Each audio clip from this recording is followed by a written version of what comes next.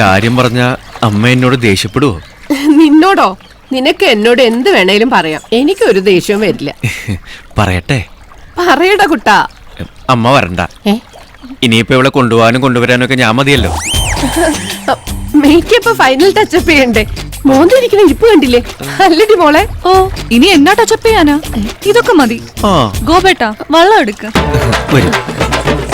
ഒന്ന് പിടിക്കണേ. ഞാനും അമ്മ അത്താഴം കഴിച്ചു കിടന്നോളൂ, വരുമ്പോ വിളിക്കാം.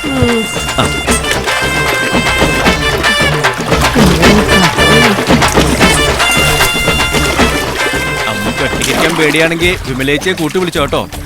അല്ലെങ്കിൽ പൊന്നൂരുക്കുന്നിടത്ത് പൂച്ചക്ക് എന്താ കാര്യം? കാര്യമുണ്ട്. മോട്ടിക്കുന്നുണ്ടോ ഇല്ലയോ നോക്കിക്കൊണ്ടിരിക്കാലോ.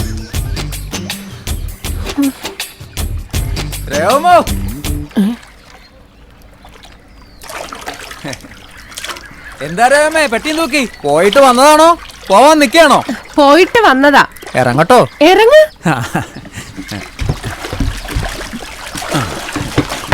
മോള് പോകുന്ന ഞാൻ കണ്ടായിരുന്നു. ആഹാ, പുറത്തേക്കാതെ അകത്തോട്ട് കേറാ എളുപ്പം. ആരെങ്കിലും കാണും.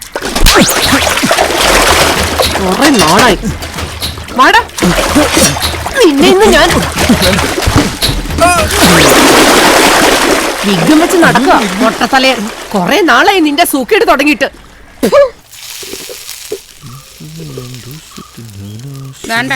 പോസ്റ്റ്മാൻ കൊണ്ട് തന്നതാ. എന്നാ? ബാങ്കിൽ നിന്ന് ഹൗസ് ബോട്ടിന്റെ ജപ്തി നോട്ടീസാ. ഇന്നലെ രാത്രി നിന്റെ ഉറക്കം കളയണ്ടല്ലോ എന്നും കരുതിയാ തരാതിരുന്നത്. അതേതായാലും നന്നായി. 1,37,000 രൂപ 21-ാം തീയതി അടച്ചില്ലെങ്കിൽ ജപ്തി. ഗുഡ്. നിന്റെ ഈ കാശ് വല്ലതും ഉണ്ടോ? ഉണ്ട്. ഒലക്കേടെ മൂട്. കിട്ടുന്നതെല്ലാം കൊണ്ടുവന്ന് ഈ അടുപ്പത്തിട്ട് പോയിക്കല്ലേ 3 തീറ്റിക്കാൻ. നീ ഇതൊക്കെ പറയുകയും ചെയ്യും, നീ തന്നെ കാശ് ചെലവാക്കുകയും ചെയ്യും. എന്റെ ജാതകദോഷം. അല്ലെങ്കിൽ ഒരു കുടുംബം മുമ്പോട്ട് പോകണമെങ്കിൽ ഏതെങ്കിലും ഒരുത്തന്റെ ജീവിതം കോഞ്ഞാട്ടായേ പറ്റൂ. നമുക്ക് ഈ അടുക്കള അങ്ങ് പൂട്ടിയാലോ?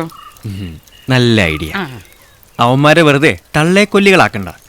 പയറ് വശന്നാ അവരെന്തും ചെയ്യും. ചേട്ടന്മാരും ബോണ്ടന്മാരും.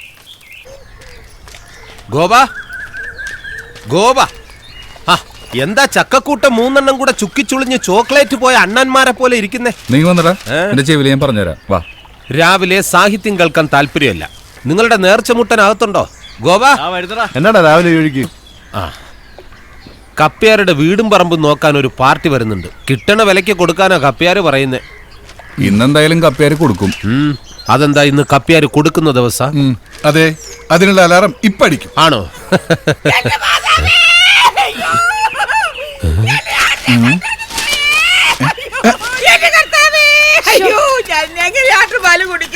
എന്റെ അമ്മച്ചി ഇങ്ങനെ കിടന്ന് തൊള്ള കീറാതെ പോയത് പോയി. അമ്മയുടെ മക്കൾ എന്റെ കോഴിയെ കൊണ്ടുപോയി, എന്റെ താറാവിനെ കൊണ്ടുപോയി, പിന്നെ പാടിനെ കൊണ്ടുപോയി. കോഴിയും താറാവിനെയും ഒക്കെ ചിലപ്പോ വിശന്നപ്പോ കൊണ്ടുപോയി കാണും ശോശാമ്മേ. പക്ഷെ ആടിനെ വെളുപ്പാക്കാലത്ത് കൂട്ടിക്കിടന്ന് കരഞ്ഞ ആടാണ്. അവന്മാരെല്ലാം നീ കൊലച്ചത് ചെയ്യത്തില്ല. എന്റെ മാതാവേ, കേട്ടോലോ, ഇന്ന് വരെ അങ്ങനെ ഒരു സാധനം കേരളത്തിൽ ആരുടെ തലയിൽ വീണിട്ടില്ല. എന്നതാ മനുഷ്യ, നിങ്ങളിങ്ങനെ പള്ളിയിലെ മണി അടിച്ചോണ്ട് നടന്നു. ആട് കിടന്നിടത്ത് പൂട പോലും ഇല്ല. ആ കാലം മറന്നപ്പോൾ ആടിനെ കൊണ്ടുപോയി.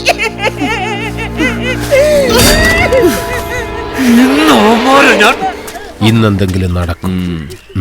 ഒന്നും നടക്കില്ല. വായിച്ച് രസിക്കണല്ലേ? വായിച്ചോടാ, വായിച്ചോ. ഒന്നും അറിയാത്തവരെ പോലെ ഇരുന്ന് വായിച്ചങ്ങ് പഠിച്ചോ.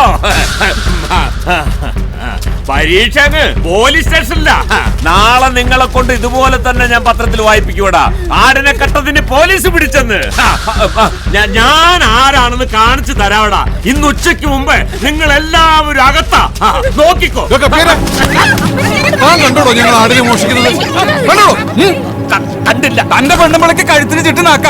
അവര് നീട്ടി വിളിക്കാണ്ട് ഞങ്ങളെ മെക്കെട്ടുകാരോടല്ലോ. തോന്നി ദിവസം പറഞ്ഞാലോ ഇയാളെ ഞാൻ തല്ലിയല്ലോ. പോലീസ് സ്റ്റേഷനിലെങ്ങാനും കയറി പരാതി കൊടുത്താ ഇന്ന് പള്ളി കയറി വേറെ ആരെങ്കിലും പണിയടിക്കും. എന്തിന്? തന്റെ മരണം അറിയിക്കാൻ.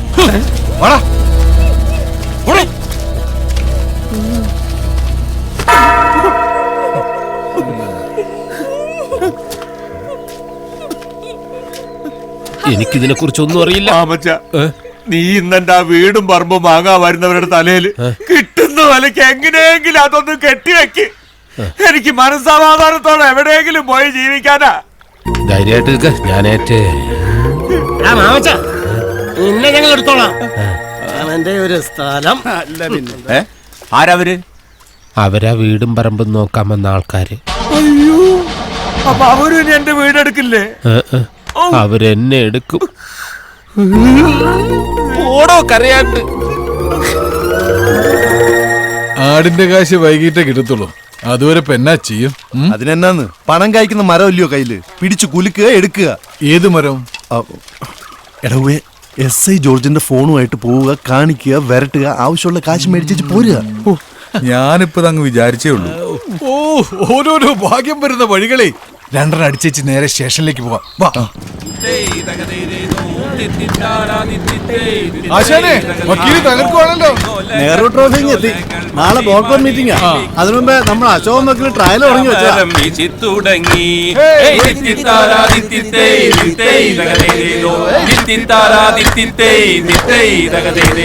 ചമ്പക്കുളം പള്ളിക്കൊരു വള്ളംകളി പെരുന്നാള്, അമ്പലപ്പുഴയിലൊരു ചുറ്റുവിളക്ക്.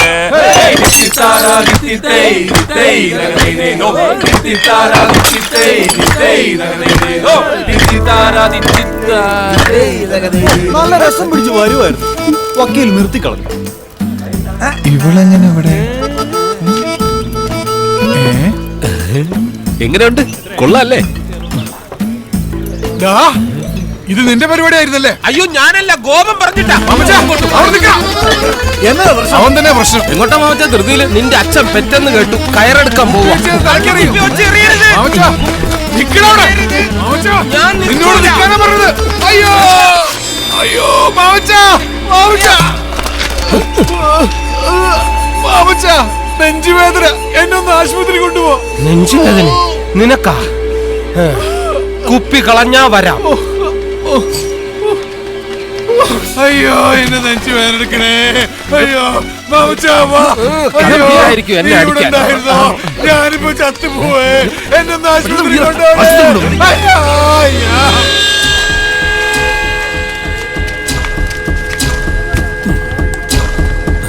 അറിഞ്ഞോ? ഇല്ല. അറിഞ്ഞില്ലേ? ഇല്ലെന്നല്ലടാ പറഞ്ഞത്. ചക്കമണിയന് ഹാർട്ട് അറ്റാക്ക്. എപ്പോ? ഇപ്പൊ കർത്താവേ, അവ ഒരുത്ത ഒന്ന് പോയി കിട്ടിയ ബാക്കി രണ്ടെണ്ണം കൈക്കൊതുങ്ങും. ചായ കൂപ്പി പൊട്ടിക്കടാ.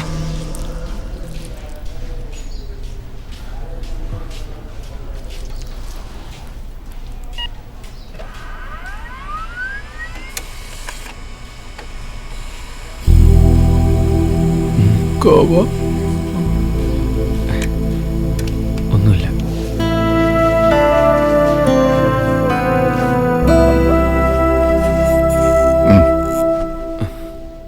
ചേട്ടൻ മദ്യപിക്കാറുണ്ടോ? സഞ്ചരിക്കുന്ന ഒരു കള്ള് ഷാപ്പാണ് ഡോക്ടർ. ഓ, അപ്പൊ അതാ കാര്യം. ഇന്നലെ കുറച്ച് ഓവറായി കാണും. അതിന്റെ ആഫ്റ്റർ എഫക്റ്റാ. ഇഞ്ചക്ഷൻ കൊടുത്തപ്പോഴേ പെയിൻ മാറി. ഗ്യാസിന്റെയാ. വേറെ പ്രത്യേകിച്ച് അസുഖമൊന്നും കാണുന്നില്ല. ഇല്ലേ? ഇല്ല. എന്റെ പൊന്നു ഡോക്ടറെ, ദൈവമായിട്ട് കയറ്റിയ ഗ്യാസാ. അത് ദയവായിട്ട് ഒരു ഹാർട്ട് അറ്റാക്ക് ആക്കി മാറ്റണം. അറ്റാക്കോ? അതെ. സ്വന്തമായിട്ട് വേലയെടുക്കാതെ ജീവിക്കുന്ന 3 ചേട്ടന്മാരാ. ഡോക്ടർക്ക് അറിയാമല്ലോ. ഇനി വേലയെടുക്കാതെ ജീവിച്ചാ ഹാർട്ട് അറ്റാക്ക് വന്ന് തട്ടിപ്പോവുന്നു. ചെറുതായിട്ടൊന്ന് വരട്ടി വിട്ടാ മതി. മരണഭയം ഏത് മനുഷ്യനെ മാറ്റും എന്നാണല്ലോ. ശരി, വിളിക്ക്. ഓ,